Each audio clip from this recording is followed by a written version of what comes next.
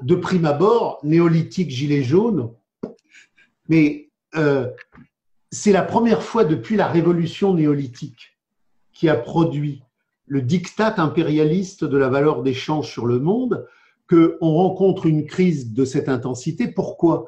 Parce que chaque fois qu'il y a une crise révolutionnaire, elle avait lieu en un moment où le développement du capital pouvait se restructurer dans une forme supérieure. Oui. Donc, à chaque fois, le capital écrasait dans le sang le mensonge et l'imposture, le surgissement prolétarien. Les communards ont été massacrés, les soviets ont été massacrés, la commune de Berlin a été massacrée, les barricadiers de 37 ont été massacrés.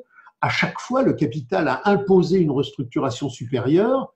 Le prolétariat qui surgissait de manière radicale était écrasé et on repartait pour 30 ans de cycle capitaliste de plus en plus modernisateur. Mais là, alors c'est compliqué parce qu'il faut lire Marx, la baisse du taux de profit, il faut comprendre ce qu'est la domination de la marchandise, mais moi je défends, avec d'autres gens qui sont sur cette perspective radicale, que nous sommes entrés dans une phase où le capital rentre dans ce que nous appelons l'impossible restructuration supérieure. Le capital, depuis des siècles, se restructure dans une forme supérieure. Et là, il est en train d'atteindre un point dialectique explosif qui est à la fois historique, social, économique, ontologique.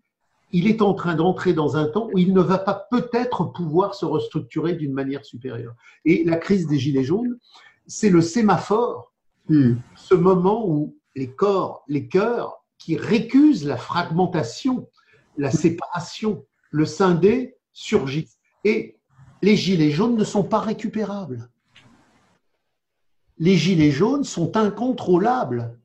Par essence, parce que sur les ronds-points de la vie misérable, il y aura toujours des hommes et des femmes qui diront notre vie n'est pas une quantité négociable. Quelque chose qui dit la qualité de l'anti-quantité. Oui. Et on retrouve le néolithique à l'envers, puisque le néolithique a fait naître la quantité. Donc on est au bout de tout un cycle historique. Alors, on n'en est qu'au début.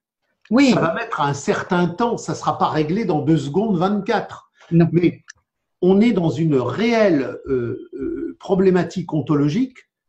Les hommes de l'anti-quantité se sont mis en mouvement de renaissance sur les ronds-points. Et un enfantement historique nouveau est en train de surgir et plus rien ne sera comme avant.